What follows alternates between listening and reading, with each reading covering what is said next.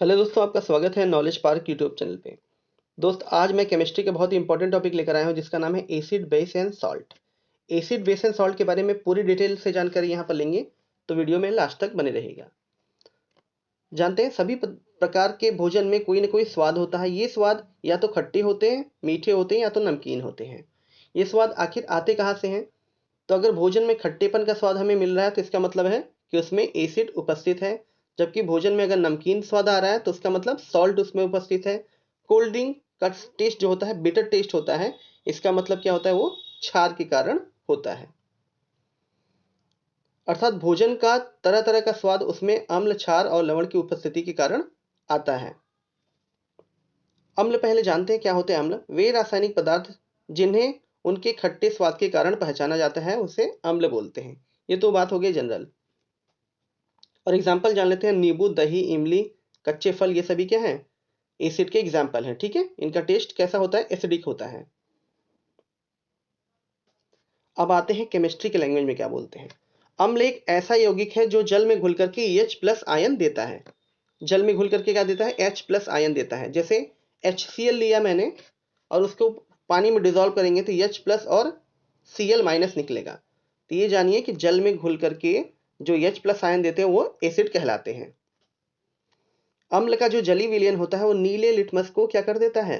लाल कर देता है। लिटमस क्या? एक इंडिकेटर है जो ये हमें बताता है कि कौन सा सॉल्यूशन एसिडिक है या बेसिक है। ठीक है, नीले लिटमस को जो लाल कर देता है वो मतलब एसिडिक सॉल्यूशन है। और एसिड का जो पीएच मान होता है वो 7 से कम होता है। मानव अंग में हाइड्रोक्लोरिक अम्ल की अधिकता से होने वाली बीमारियों को अम्लता या एसिडिटी कहते हैं। ठीक है। अम्ल के प्रकार। स्रोत के आधार पर अम्ल को दो भागों में बांटा गया है, प्राकृतिक अम्ल और खनिज अम्ल। प्राकृतिक अम्ल, अम्ल जिन्हें प्राकृतिक स्रोतों से हम प्राप्त करते हैं उन्हें हम क्या बोलते हैं? प्राकृतिक अम्ल बोलते हैं। प्राकृतिक अम्ल को कार्बनिक अम्ल भी कहते हैं। क्या कहते हैं? कार्बनिक अम्ल। एग्जाम्पल में जैसे सिट्रिक अम्ल है, एसिटिक एसिड है, लैक्टिक एसिड है, टार्टरिक एसिड है, ऑक्जेलिक एसिड है, फॉर्मिक एसिड है। ये सभी क्या है? नेचुरल एसिड के एग्जाम्पल हैं।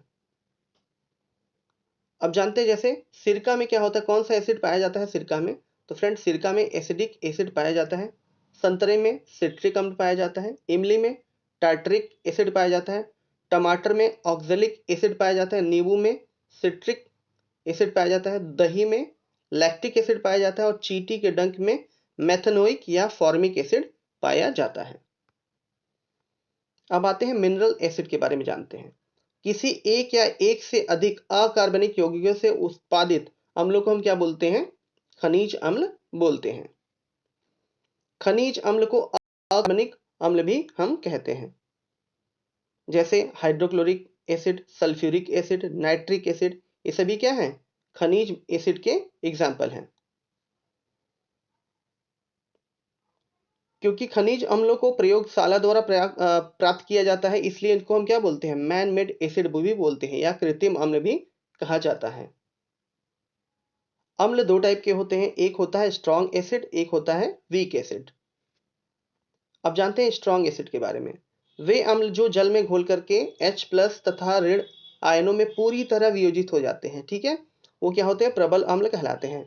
अगर आपसे एग्जाम्पल पूछा जाए तो HCl, HNO3 और सल्फ्यूरिक एसिड, ये सभी क्या? स्ट्रॉन्ग एसिड के एग्जाम्पल हैं।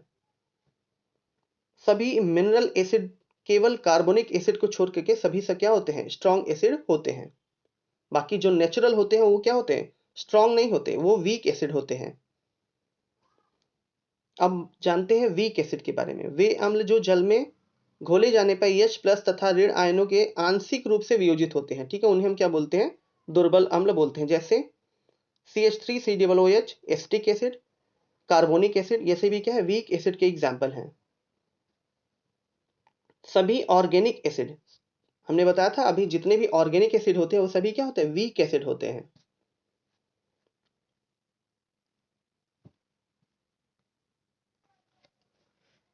अम्ल में विलेयता के आधार पर भी अम्ल दो प्रकार के होते हैं। पहला कंसंट्रेटेड एसिड, दूसरा होता है डाइल्यूट एसिड। कंसंट्रेटेड एसिड क्या होते हैं? जलीय घोल जिसमें अम्ल के घटक का मतलब इसमें अम्ल की मात्रा ज्यादा हो, उसे हम क्या बोलते हैं? कंसंट्रेटेड एसिड बोलते हैं। तनु अम्ल, ठीक है, जिसमें पानी की मात्रा ज्यादा हो उसे हम क्या बोलते हैं? डाइल्यूट एसिड बोलते हैं। जिसमें अम्ल की मात्रा क्या हो? कम हो। अम्लों के गुण, अम्ल क्या क्या, उनके कौन सी क्वालिटी है अम्लों की, इसके बारे में जानते हैं। अम्ल क्या होते हैं? धातुओं के साथ अभिक्रिया करके हाइड्रोजन गैस निकालते हैं। ये इंपॉर्टेंट है। कौन सी गैस इवॉल्व करते हैं? हाइड्रोजन गैस इवॉल्व करते हैं।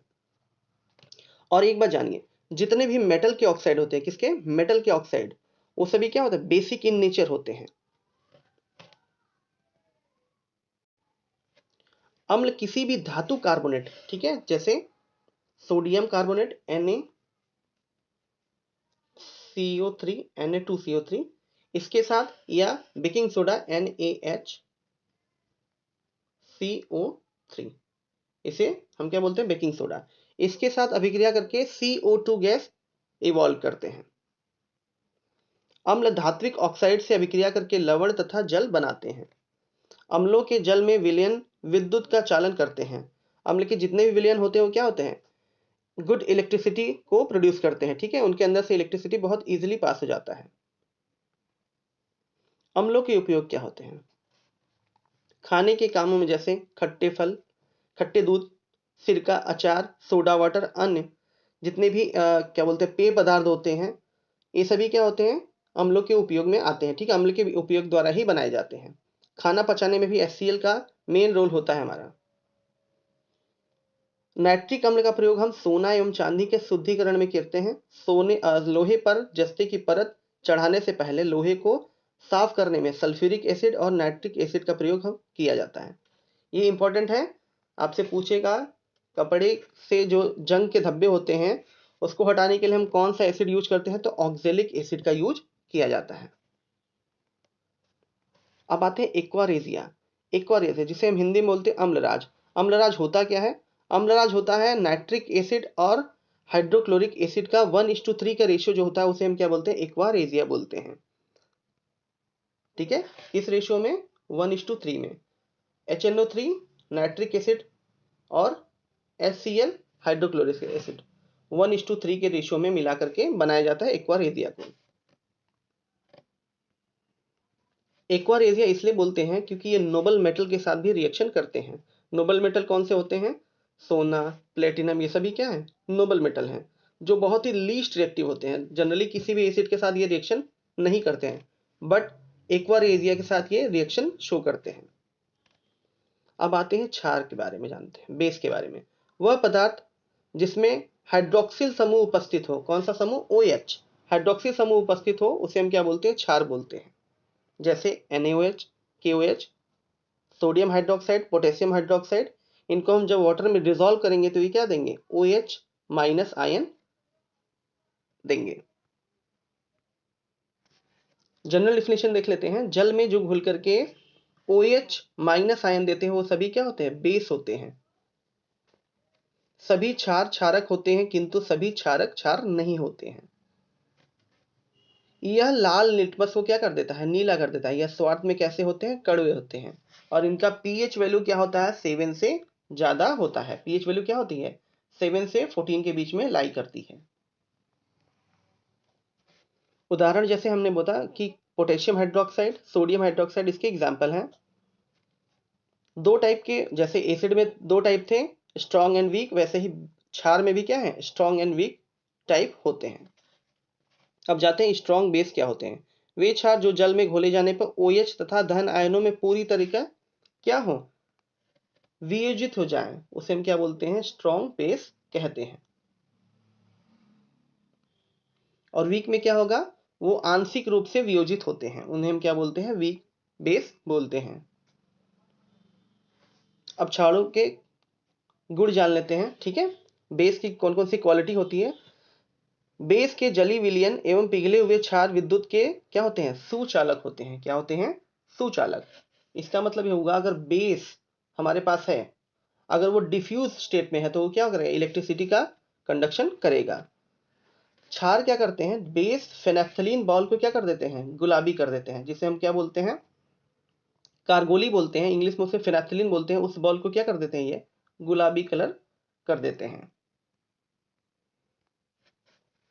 तेल तथा वसाओं से साबुन तथा ग्लिसरीन बनाने के काम में भी बेस का प्रयोग किया जाता है। बेस में जल मिलाने से इनकी सांद्रता कम हो जाती है। ठीक है, इसके यूज क्या क्या, उपयोग क्या क्या है। घर में चूना जो हम लगाते हैं, ठीक है, जो चूना की पुताई होती है वो क्या होती है, कैल्शियम हाइड्रोक्साइड होती है।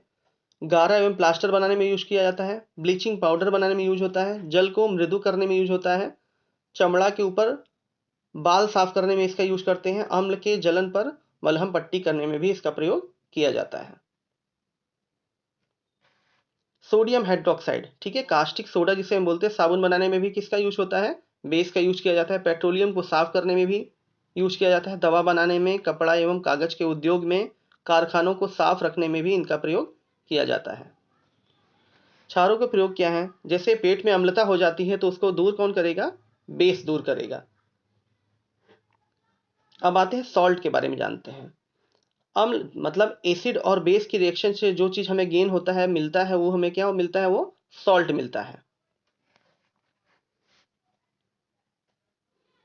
किसी अम्ल एवं क्षार की उदासीनीकरण मतलब न्यूट्रलाइजेशन रिएक्शन के द्वारा जो हमें प्राप्त होता है वो क्या होता है, बेस होता है। जैसे NaCl, NH4Cl, FeSO4 सभी क्या है, सॉल्ट हैं।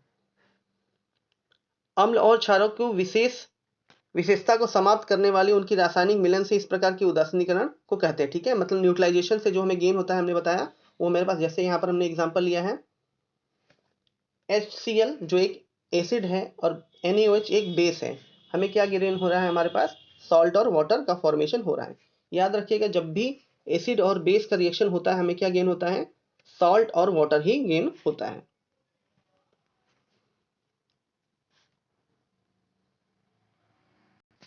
अब आते हैं इनके टाइप जान लेते हैं। सॉल्ट कितने टाइप के होते हैं, एक होता है हमारा सिंपल सॉल्ट, एक होता है हमारा एसिडिक सॉल्ट, एक होता है हमारा बेसिक सॉल्ट और एक होता है द्विक बाई सॉल्ट। सिंपल सॉल्ट ऐसे सॉल्ट में कोई भी प्रतिस्थापनीय हाइड्रोजन या हाइड्रोक्सी समूह नहीं होता है। ठीक है, जैसे CaSO4, Na2PO4 ये सभी क्या है, सिंपल सॉल्ट के एग्जाम्पल हैं। अब आते हैं अम्लीय लवण, ठीक है, एसिडिक सॉल्ट के बारे में जानते हैं। एसिडिक सॉल्ट कैसे बना होगा, जब प्रबल अम्ल और दुर्बल क्षार मतलब strong acid and weak base का रिएक्शन होगा तो हमें कौन सा सॉल्ट गेन होगा, अम्लीय सॉल्ट गेन होगा। ठीक है, जैसे HCl और NH4OH का रिएक्शन हुआ तो हमें अमोनियम क्लोराइड NH4Cl मिला और H2O हमें मिला। अब आते हैं प्रबल जो क्षारक और दुर्बल अम्ल की क्रिया से जो हमें गेन होता है, हमें क्या होते हैं, एसिडिक सॉल्ट गेन होता है। द्विक सॉल्ट क्या होते हैं, दो भिन्न ऋणात्मक या धनात्मक आयन होते हैं। जैसे हमारे पास डोलामाइट CaCO3, MgCO3 ये सभी क्या किसके एग्जाम्पल है, द्विक लवण के एग्जाम्पल हैं। द्विक लवण के अन्य एग्जाम्पल क्या है हमारे पास, जैसे हमारा जो एलम होता है उसका फॉर्मूला होता है K2SO4 Al2SO4 का थ्राइस इंटू 24 H2O। ये हमारा एलम का फॉर्मूला होता है। यहाँ पर प्रिंट मिस्टेक हुआ है, क्या होता है एलम का फॉर्मूला, K2SO4 Al2SO4 का थ्राइस इंटू 24 H2O। किसका है फॉर्मूला, फिटकरी का फॉर्मूला है ये। सॉल्ट के गुण क्या होते हैं, सॉल्ट हमेशा उदासीन होते हैं, क्या होते हैं ये, न्यूट्रल होते हैं। सॉल्ट का जो pH होता है वो 7 होता है। सॉल्ट का स्वाद कैसा होता है, नमकीन होता है। और सॉल्ट विद्युत अपघट्य होते हैं। सॉल्ट पानी में इजीली डिसॉल्व हो जाते हैं।